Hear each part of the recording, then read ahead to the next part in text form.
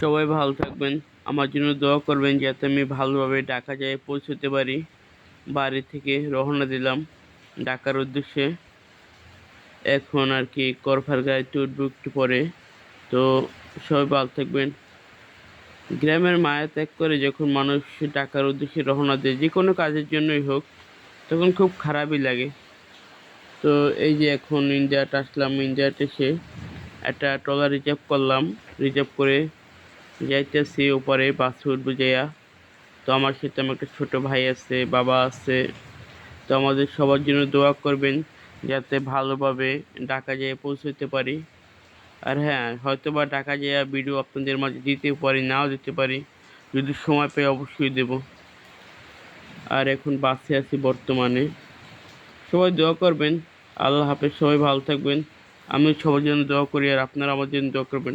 আসসালামু আলাইকুম।